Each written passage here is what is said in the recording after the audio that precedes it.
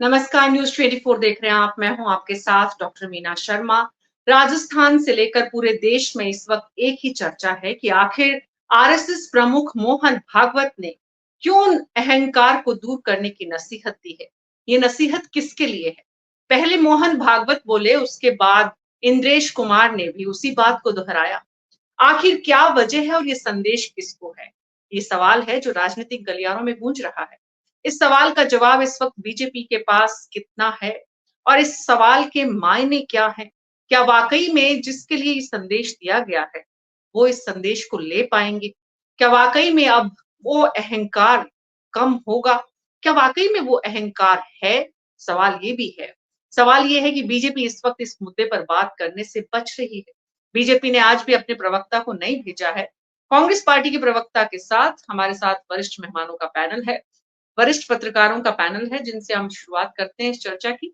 तो आज जिस तरह से हमारे साथ जो मेहमान हैं, एक-एक करके हम देखें कि राकेश वशिष्ठ जी हमारे पास जुड़े हैं, जगदीश शर्मा जी और राजीव तिवारी जी। आप सभी का बहुत-बहुत स्वागत है।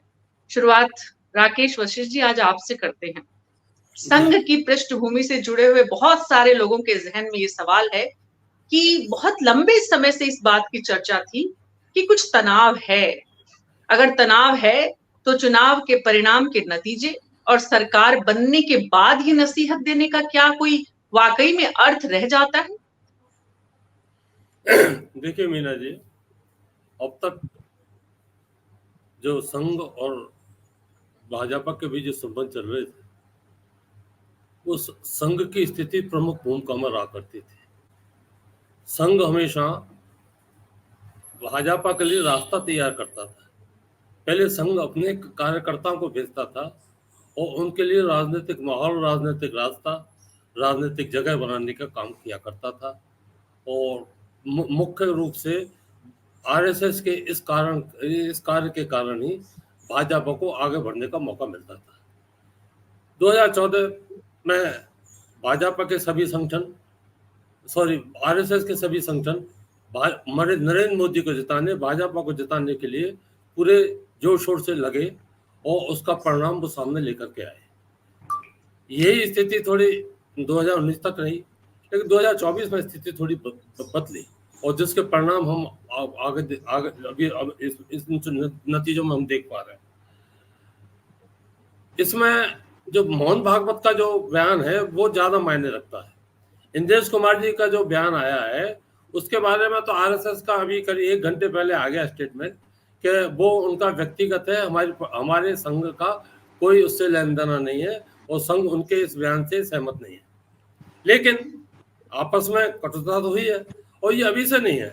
जब भी सरकार में आता है भाजपा 2004 में, जब उनके टीएस सुदर्शन से और वाजपेयी जी के बीच में संबंध ठीक नहीं थे इसी बात को लेकर के, क्योंकि जो सरकार चलाने का तरीका है भाजपा का वो केवल आरएसएस के बलबूते पे भी नहीं हो सकता। जो आज भाजपा की स्थिति बनी है वो अन्य और तौर तरीकों से जो अन्य लोगों को शामिल करने के बाद उसका विस्तार हुआ है।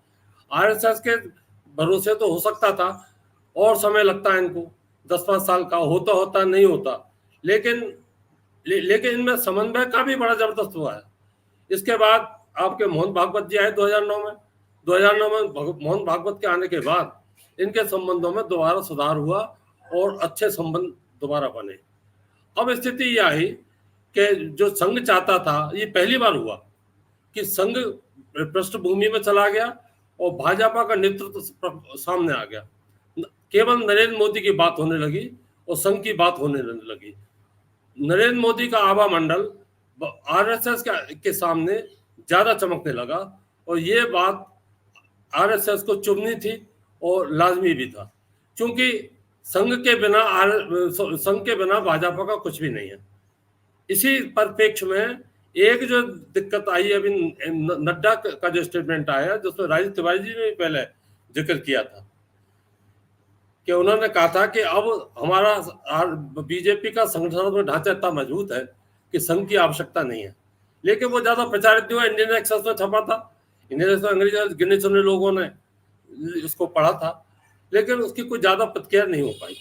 लेकिन अब जो स्थिति आई है कि जो 2024 के चुनाव में देखने को मिला, हमको भी देखने को मिला, लेकिन हम इसको आंकलन नहीं पाए, हम अनुमान नहीं लगा पाए कि आरएसएस के भीतर इतनी आग लगी हुई है और उनका कार्यकर्ता निकल के नहीं। लेकिन क्या वाकई में ये मुमकिन है जगदीश शर्मा जी कि आरएसएस की और बीजेपी के बीच या बीजेपी में भी नरेंद्र मोदी और आरएसएस के बीच कोई तनाव हो तो एक व्यक्ति आरएसएस पर इतना हावी हो सकता है? क्या ये मुमकिन है?